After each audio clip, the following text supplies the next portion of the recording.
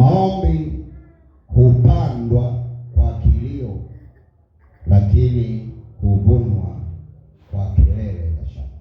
Maombi ni mbegu. Kila mtu anapokuwa anaomba huwa anapanda mbegu.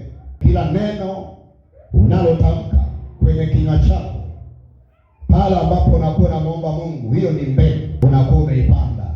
Lakini mbegu hiyo ya maombi inapandwa kwa machozi, inapandwa kwa maumivu makali na kujikana, lakini huvunwa kwa kelele na shangwe. Mtu yeyote anapokuwa mwombaji huwa ombi kwa kucheka, anaomba akiwa anaugua kutoka ndani, anaomba akiwa analia, anatoa machozi kwa sababu ya changamoto iliyo mbele yake. Mwombaji yeyote huwa anaingia gharama pale ambapo anahitaji atendewe na Mungu. Kuna gharama ambazo huwa anaziingia.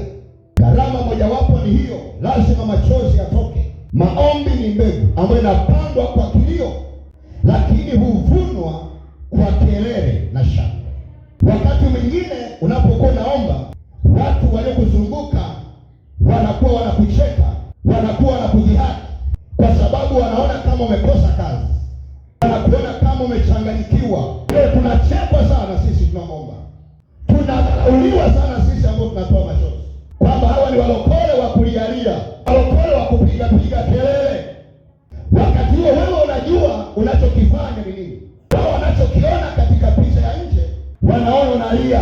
Kwa hiyo tumezungukwa na watu ambao hawaelewi mifumo ya kiroho. Na mimi nataka nikwambie leo, maombi ni mbegu ambayo nakufanya ulie.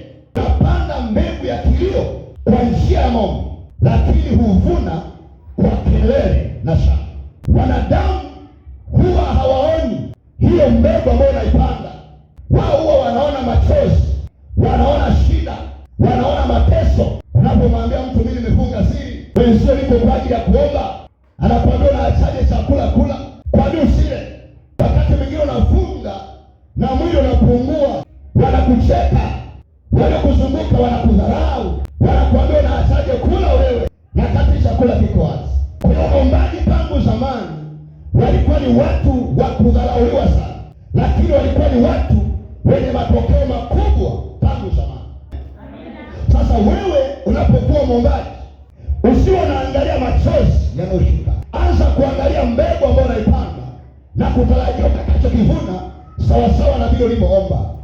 Mpandaji yeyote anapoenda shamba anapanda kwa uchungu. Wakati mwingine wengine wanakuwa wamelala nyumbani, wanakushangaa wewe unaondoka na jembe, unapita kwa hiyo njia mara kwa mara umeshika jembe. Wanaona kama umepungukiwa, huna akili. Nenda unafyeka shamba, unalima, unapanda mbegu.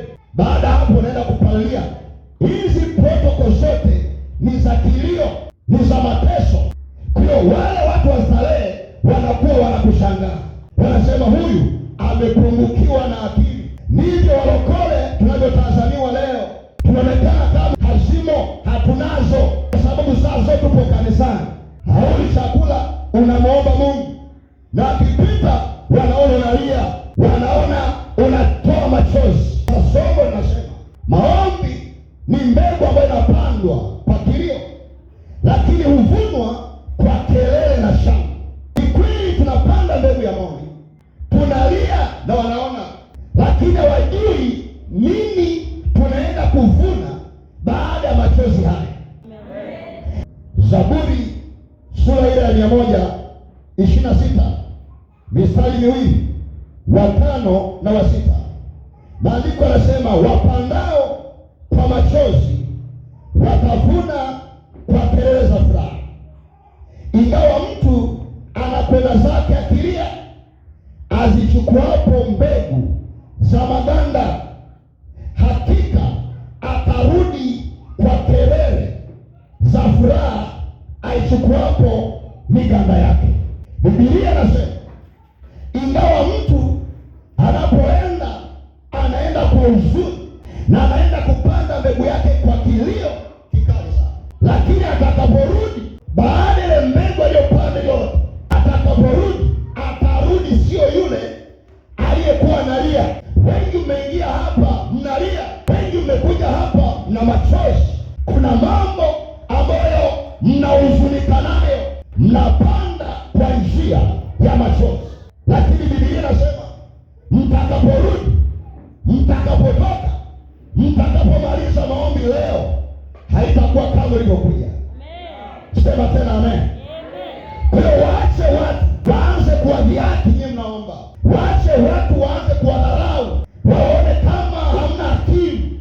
Wao waendelee kuzurura, wao waendelee kuwa bize na dunia, wanapuuza maombi, wanaona maombi hayana maana. Nisikilize.